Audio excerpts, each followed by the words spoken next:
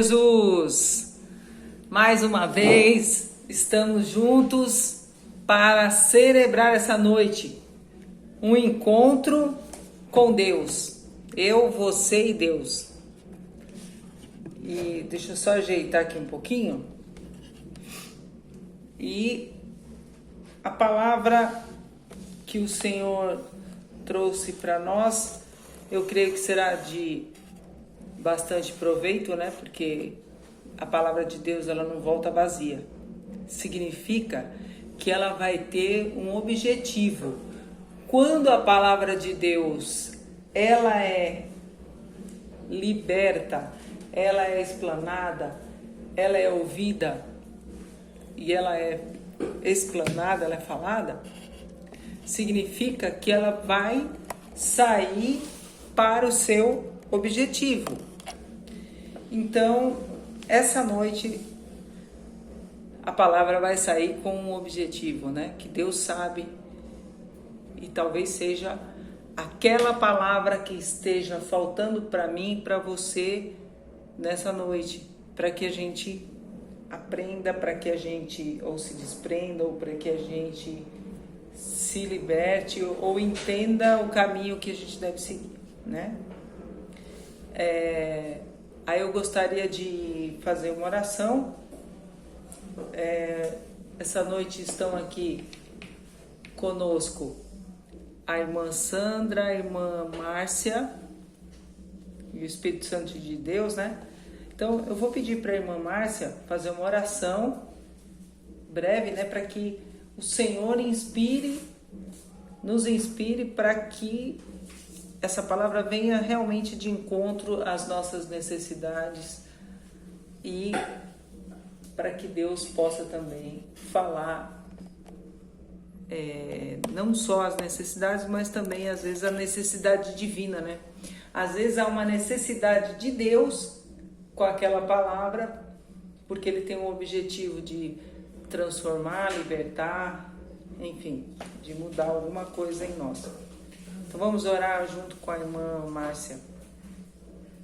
Senhor, nosso Deus, nosso Pai, eu gostaria de agradecer todas as bênçãos que todos nós recebemos, aqueles que precisam de mais proveito também, Senhor. E eu gostaria de pedir discernimento para a oradora da noite e para todos entendimento para todos que vão ouvir, nós aqui e os que estão do outro lado da tela, para que possa a palavra chegar ao coração de cada um.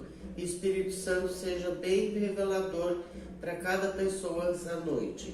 Em nome de Jesus é que eu agradeço e amém. Amém. Gostaria de abrir com vocês no livro de Gênesis. O primeiro livro é difícil abrir, né? Gênesis 21, a partir do versículo 15 em diante. Então, 21, versículo 15. A irmã Márcia pode acompanhar com a irmã Sandra? Quer que eu leia? Peraí. 21, versículo... Eu falei 15, mas não é isso não. É 21, versículo 8. Isaac? É 21, versículo 8, perdão. Tá. Isaac cresceu e foi desmamado. Nesse dia em que o menino foi desmamado, deu a Abraão um grande banquete. Vendo Sara que o filho de Agar, a egípcia, o qual ela dera à luz a Abraão, caçoava de Isaque, disse a Abraão: rejeita essa escrava e seu filho, porque o filho dessa escrava não será herdeiro com Isaque, meu filho. Pareceu isso muito penoso aos olhos de Abraão por causa de seu filho. Vamos fechar aí. Então, vocês devem conhecer essa história, né? De Agar, Isaac, Abraão, Ismael, enfim. quem que era Agar, né? Agar na fila do pão, diria uma amiga minha. Quem que era Agar na fila do pão, né? Então, assim, se vocês conhecem, já ouviram falar da história de Abraão e de Sara, de Isaac, né? Então, o que que acontece? Só que quem que era o filho da promessa, conforme a palavra diz? Isaac, que era o filho de Abraão e Sara. Sara era estéril. A madre dela era fechada, ela não podia gerar filhos. Só que o anjo se manifestou a ela na velhice, tanto que ela deu uma risada assim, falando, mas eu, velha, já não dei antes, por que eu vou dar agora? Né? Filhos. Só que ela esqueceu-se do detalhe, né? Que Deus, Ele é Deus das coisas impossíveis. O que é impossível para mim é uma coisa, agora o que é impossível para Deus não é impossível. Não é impossível, não existe impossível, né? É possível, tudo é possível, né? E o que acontece? Ela deu uma mãozinha para Deus, né? Na verdade, ela faltou fé. E eu queria até fazer um adendo agora nessa hora, porque em se tratando de fé, muitas vezes a gente ouve falar assim, que é melhor que você tenha uma fé pequena, mas que tenha, né? Quando vocês ouviram falar isso? Até eles fazem um comparativo que seja do tamanho de um grão de mostarda. Não, tenha uma fé. Não, mas você pode ter uma fé pequenininha, porque não é bem essa interpretação, não. O comparativo é com o grão de mostarda e não com a pequenez do grão. Não é para você ter uma fé pequena, porque várias vezes o próprio Deus fala que a fé, por exemplo, os discípulos não conseguiram expulsar aquele menino, o demônio do menino endemoniado que foi levado pelo pai. Eles não conseguiram expulsar, por quê? Por falta de fé, porque a fé deles era pequena. Jesus mesmo chega e fala, vocês não, homens de pouca fé ou pequena fé, vocês não conseguiram expulsar? Sendo que a bênção e toda a sorte de bênção estava sobre os discípulos e eles poderiam fazer esse tipo de coisa, curas, expulsão de demônios e tudo, assim como nós. Jesus concedeu isso a cada um de nós, aos seguidores de Cristo. Só que o que acontece? Então é um alerta. Não é que nós temos que ter pelo menos uma fé pequenininha, não. Não é isso não. Nós não temos que ter uma fé pequenininha, nós temos que ter fé. Ponto. Comparando com o grão de mostarda, não que ele é pequeno, mas que ele é resistente. Ele é forte. Ele não se abala com qualquer coisa não, aquele grão. Dá uma pregação isso daí. Mas, então, só para esclarecer, tá bom? Tanto que fala que se você tiver fé, aí você, mesmo que às vezes a gente fique um pouco lá, um pouco meio que titubeante às vezes, a gente tem que estar firme, ser constante. É você ter momentos mais... ponto alto, ponto baixo, mas porque... não pode se deixar levar. Mas não se deixar levar, né? Então, justamente por isso que ele faz aquela comparação com o grão de mostarda. Porque se nós estudarmos a questão do grão de mostarda, como que é o plantio, como que é esse grão, que ele é encorpado, ele é resistente por causa da entrecasca e não sei o quê, aí vocês vão verificar como que deve ser a nossa fé. É um comparativo com esse grão. Enfim. E mas ajuda, né? Ela quis ajudar Deus, né? Sim. Aí voltando para o texto de Gênesis e a história de Sara e Abraão e Agar, nós vamos focar na história de Agar quando ela sai. Porque o que aconteceu ali? Houve um desentendimento. porque nasceu Isaac e, ao mesmo tempo, Ismael já era grandinho. Quando Ismael foi expulso com Agar, ele não era um bebê. Ele tinha uns 16 anos. 16, achei que era menorzinho. Dá a impressão, né? Que, nossa, que ruindade, que horror. Mas enfim, devia ter uns 16 anos quando ele foi expulso. Mas imagina Abraão. Abraão, quando Sara deu uma mãozinha e ofereceu a escrava Agar para que Abraão pudesse ter um filho, ela achou que estaria resolvendo o problema, mas ela trouxe um problema para a casa dela. Por quê? Esse filho cresceu e quando ela estava desmamando já Isaac, que a promessa se cumpriu, porque Deus não é um Deus de mentira. Quando a promessa se cumpriu, que Isaac nasceu e também foi desmamado, Ismael tirou um barato da cara do menino. Então já começou a ter aquelas rusguinhas, né? Mas tinha rusga também entre Sara e Agar, né? Sim, obviamente. Mas por quê? Porque a outra não era estéril e ela era... Porque a esposa... Um pouco, né? A esposa quem era? Era a Sara, né? Antes elas não tinham desavença, porque não tinha motivo. Ela ficava no lugar dela, no lugar de escrava. Provavelmente o Abraão deve ter adquirido essa escrava na época do Egito, porque ela era egípcia, né?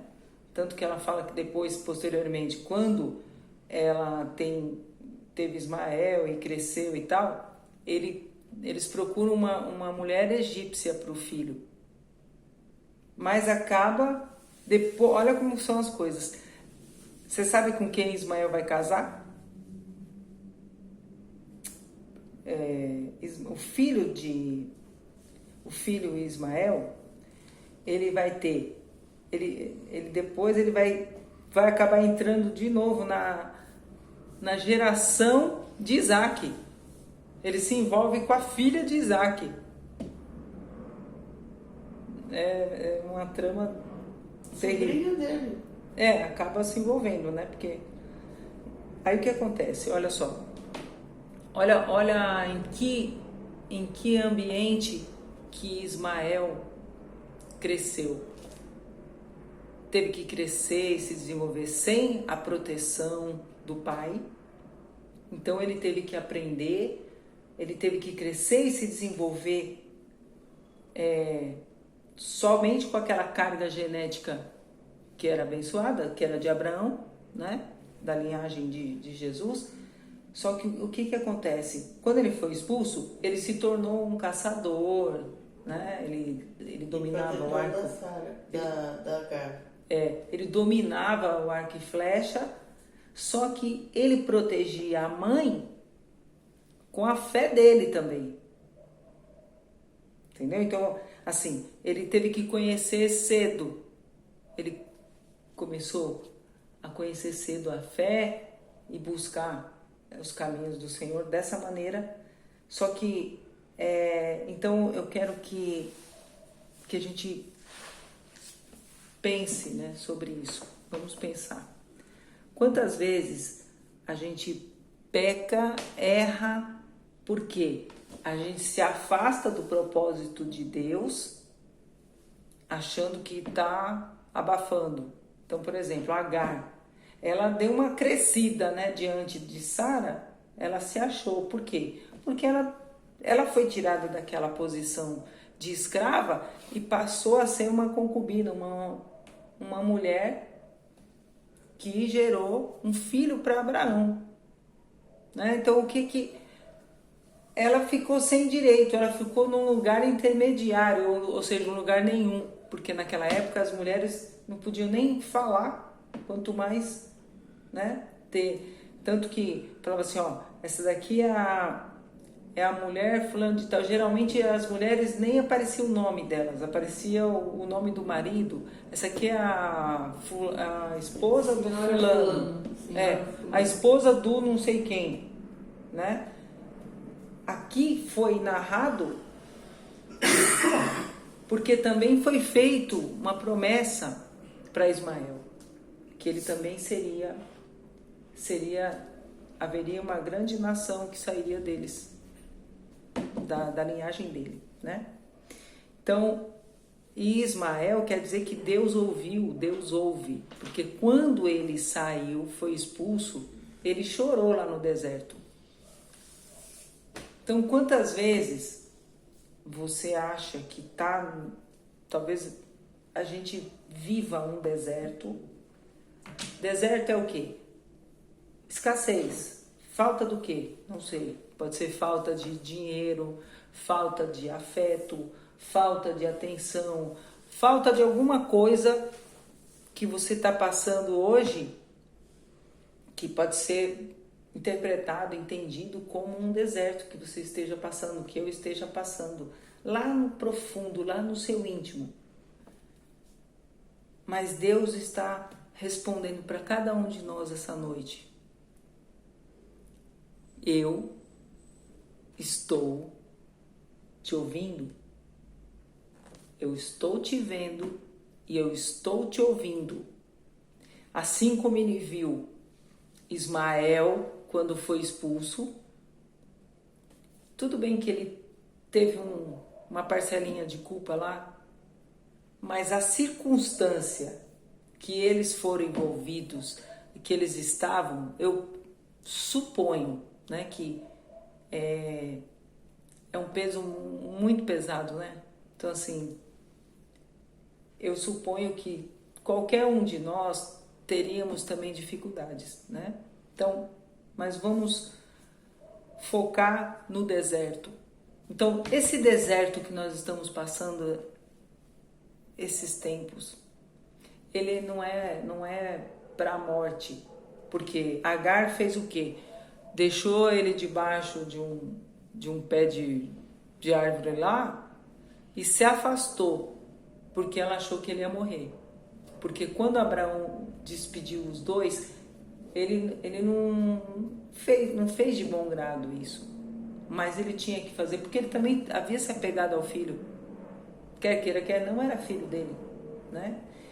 E quantas vezes nós não escolhemos Ismael ao invés de Isaac, né? Porque eu tô vendo ele. Quem chegou primeiro? Não foi Ismael? Então imagina, a hora do desapego de Abraão, ter que despedir por conta, para não ter desavença, para que houvesse paz, para que houvesse respeito e para que a promessa se cumprisse de forma original, né? Não tem uma passagem que depois que a Agar vai embora, ele manda alguém atrás para ver se ela está bem? Talvez isso daí tenha sido na película, lá no filme, na novela, alguma coisa assim, porque eles criam umas coisas assim mais românticas, mais, sei lá. Mas eu acho que a vontade de Abraão seria nem de despedir o filho, né? Imagina, né? Então assim, mas vamos imaginar a situação dessa mulher também, de Agar. Ela deve ter ficado chateada, porque ela também esperava, tipo assim, o reconhecimento como mulher, como esposa, né? Como a que conseguiu conceber um filho para Abraão, mas Deus, ele acertou o desacerto. Quantas vezes a gente faz a bobagem e Deus chega lá e ainda vai lá e endireita tudo, porque Deus abençoou depois a vida de Ismael, né? Tanto que ele chora quando ele está lá no deserto, Ismael, e Deus, o próprio nome dele quer dizer que Deus ouviu, e Deus ouviu realmente. que depois a vida dele, Deus abençoou a vida dele. Ele foi pai de 12 filhos e foi pai também. Mas o foco nessa noite é nesse deserto. Porque por que e Agar quer dizer fuga, fugitiva. Então assim, ela estava fugindo. Isso tudo foi consequência de um ato, foi consequência de um algo que Sara fez, né? Ela como a proprietária, né, da escrava, ela podia mandar e desmandar. Então o que ela fez? Não, você vai conceber para mim, tal, vai se juntar lá com meu marido e fez a bobagem. Então isso aí é consequência do pecado. Significa que se a gente fizer alguma coisa, nós vamos colher consequências, né? Tem o nosso ato, nossos atos, eles vão ter consequências, né? E isso é uma consequência. Agar e Ismael sofreram as consequências de um ato anterior, né? De Sara. Mas o que é bonito nisso tudo é o cuidado que Deus teve, tanto com um quanto com o outro. E Deus foi cumpridor da promessa, né? E ao mesmo tempo, Deus cuidou deles no deserto, não os desamparou durante a vida, né? E Isaac realmente foi o filho da promessa. Só que com isso tudo nós temos que observar como que anda o nosso coração, né? Se mesmo durante as lutas nós permanecemos com o coração grato, porque eu acho que é muito difícil, né? Ou enquanto a gente espera a realização daquele acontecimento que Deus nos prometeu, se é que você sabe que Deus prometeu algo para você. Se Deus prometeu algo para você, você sabe que Ele vai cumprir. Porque demorou. Às vezes demora pra gente saber o que Deus prometeu, né? Não, é que às vezes o problema é que às vezes a gente esquece o que pediu, então não era importante. Então, quantas vezes você pede uma coisa e no meio do caminho você fala assim, aí você se depara com outras coisas e muda o pedido. E você muda o pedido. Não é que você esqueceu, você mudou.